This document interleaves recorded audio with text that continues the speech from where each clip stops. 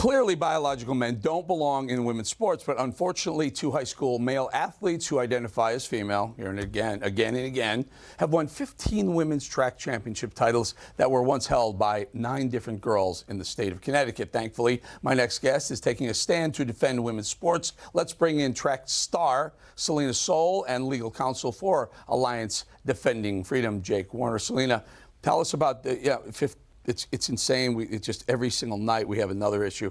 It's growing. It's getting bigger, isn't it? The biological men taking women's places. Yes, I first started fighting this 4 years ago when I was in the middle of my high school career, and I was forced to compete against biological males in track and field throughout all 4 years of high school. I raced against these athletes over a dozen times.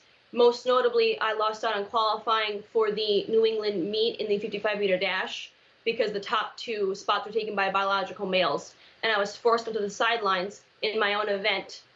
And I was still at that meet in 2 other events. I ended up getting all New England honors in those events, and it was just a very frustrating and heartbreaking experience.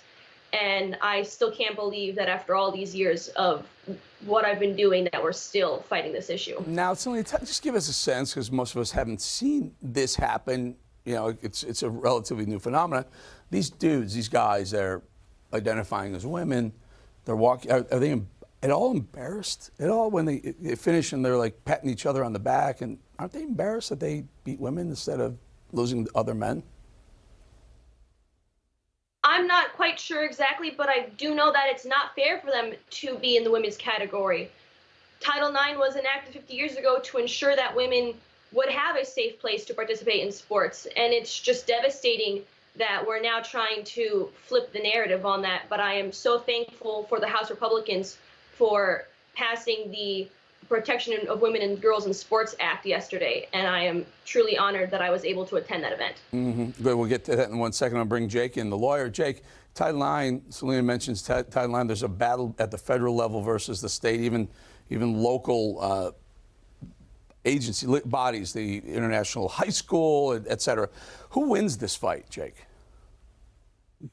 Well, for over 50 years, Title IX has protected women and girls, ensuring that they have equal athletic opportunities. And the federal bill that was just passed yesterday by House Republicans reaffirms those vital protections, ensuring that there's a level playing field for women and girls all around the country. And we hope to see these protections endure. We already see that 21 states have enacted similar legislation protecting women and girls, and for good reason. If you look at what's happened over the past few years, males who identify as females have been increasingly competing in and dominating female sports, and that's not right. That's not fair. And the law should reflect the biological reality that men and women are different, and women deserve protection.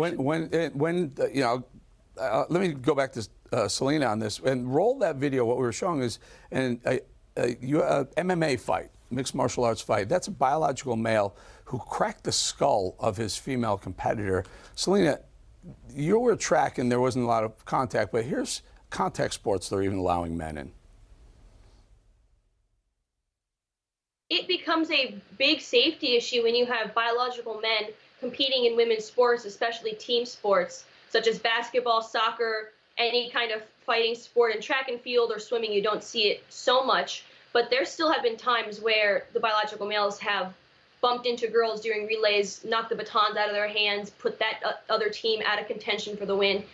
And it's just not fair for biological men to be competing with girls. No doubt about that. I ran out of time. I'd like to have asked, and the question being, will the International Olympic Committee allow biological men to compete in women's boxing, for example? It's insane, folks. The world's going upside down. Selina Soule, Jake Warner, thank you both for being here.